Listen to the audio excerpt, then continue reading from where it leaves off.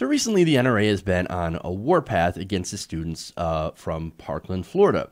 Now, of course, these students have been speaking out and trying to do common sense gun safety regulations.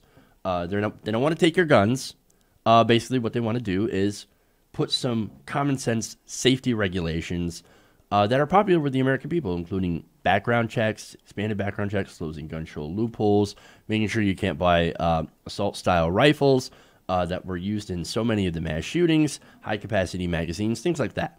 Now, the NRA, of course, not happy with that, since they are a front group for the manufacturers, and they have decided to strike back in many different ways. And some of the ways, of course, is going after the Parkland students, and in response, they've actually been raising quite a bit of money from their attacks. Now, let me get to the details from the Huffington Post. Donations to the group had spiked in the aftermath of the school shooting, in which a former student armed with an assault-style rifle killed 17 people. According to the Nonpartisan Center for Responsive Politics, the NRA has received twice as much money from nearly 5 times as many donors in the week after the shooting compared to the week before. Now, CNN reported that donations to the NRA's Political Victory Fund, which contributes money to both political campaigns and for NRA-friendly candidates, tripled in February from the month earlier. So, well, why is that from? Well, it turns out in the Parkland students, the NRA has found a brand new boogeyman. Now, let me explain. Now, look, during the Obama years, the 8 years of President Obama, we had the NRA constantly saying, Obama's going to take your guns. He's going to come get your guns. He's going to disarm us, and we're going to end up in FEMA camps. Things like that. Right? Crazy, crazy stuff. But when President Trump got elected, well, they couldn't say, oh my God, President Trump's going to take your guns, even though he did literally say, we should take your guns. Amazing. Which, of course, he backtracked on that, of course, after talking to the NRA. But, yes, President Trump had actually advocated for taking people's guns without due process.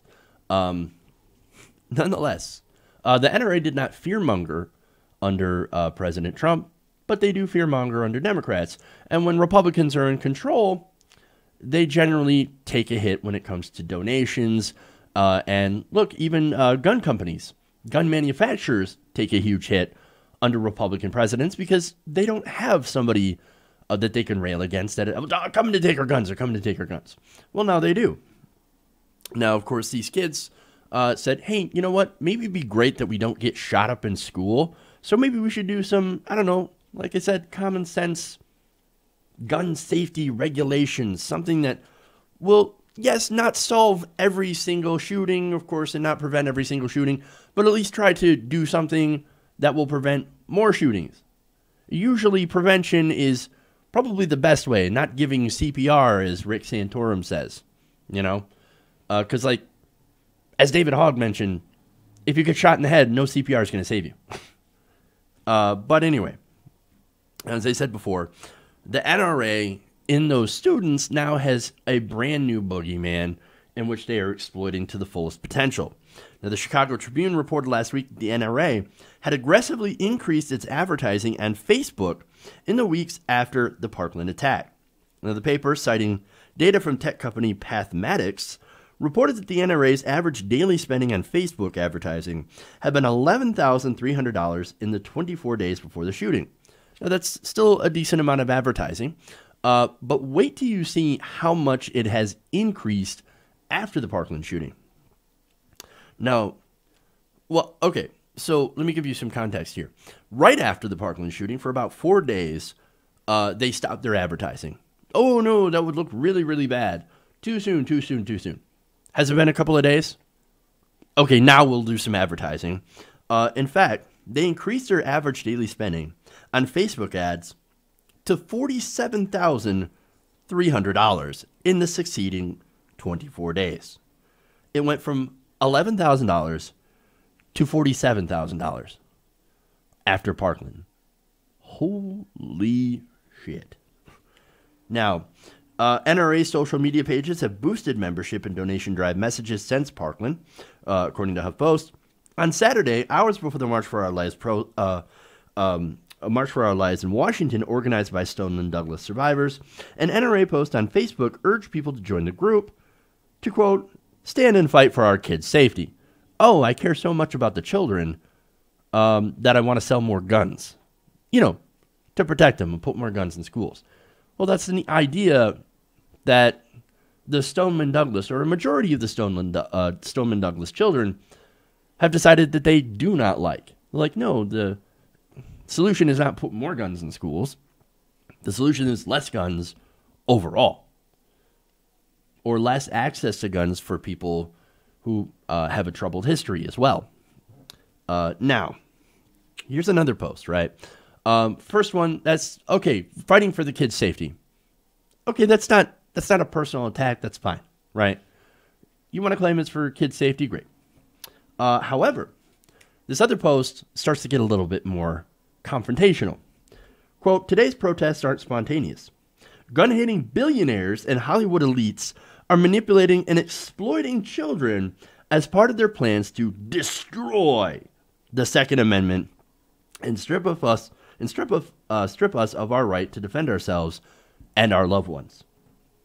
Now, that same post directed people to the NRA website, which urged them to join NRA's March for Freedom.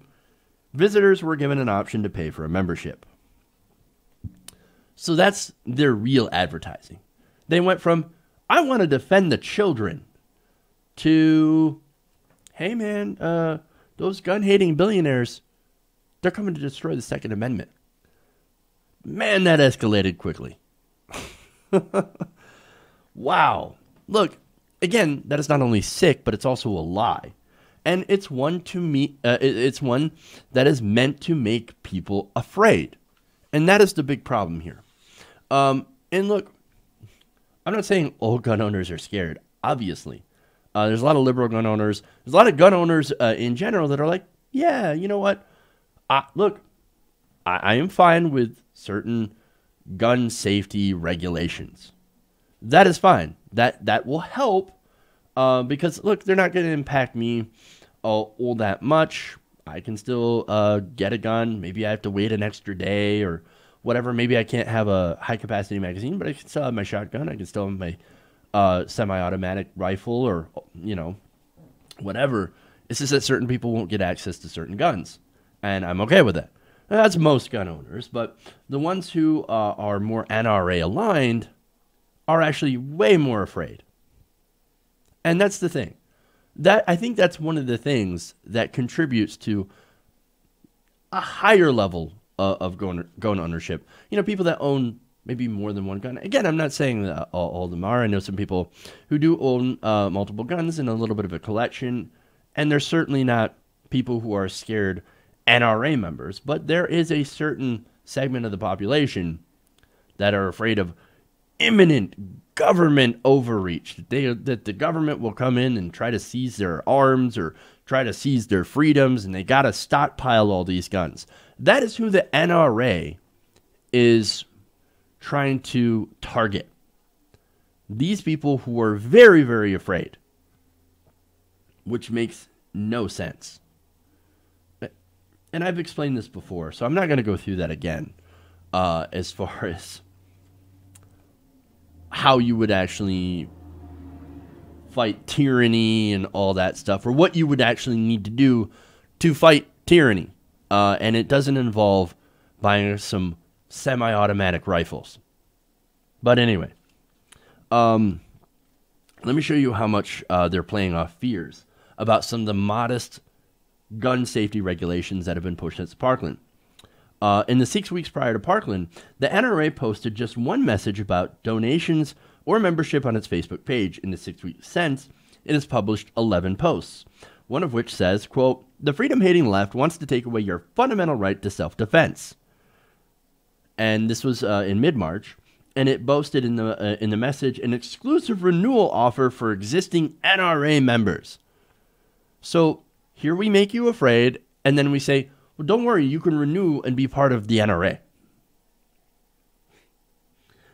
Look, do we want to take away the fundamental right to self-defense? No, we don't. There's nobody in here that actually wants to do that. Even the people that are saying, hey, let's eliminate the Second Amendment. You know why? It's because it's outdated. It's poorly written. It's very vague. And it doesn't apply to the modern day. Eliminating the Second Amendment doesn't mean banning guns. That is not the same thing. What it basically means is, let's just take out the language, because that's what this is about. The language about having a well-regulated militia. Since we already have a standing army, why do we need well-regulated militias? The whole point of well-regulated militias is to avoid a standing army, which then could be, of course, theoretically used for tyranny. So, of course, that will bolster some people's arguments of, well, that's exactly why we need a well-regulated militia. But that militia doesn't have the same access to arms and weaponry as the standing army does. And there's really not going to be much of a point when you get annihilated by a drone strike. But anyway, I promised I wasn't going to get into that. There's another. They said, quote, never in our lives have we seen more dangerous and reckless attacks from those who would despise our freedoms. So not only are we taking away the freedoms, we despise them. What freedoms? What freedom do we despise? They don't have an answer. And that same post promised a free gift for those who renew their membership. Quote, we need you fighting with us more than ever. Look, that right there, of course, this is pure nonsense and propaganda.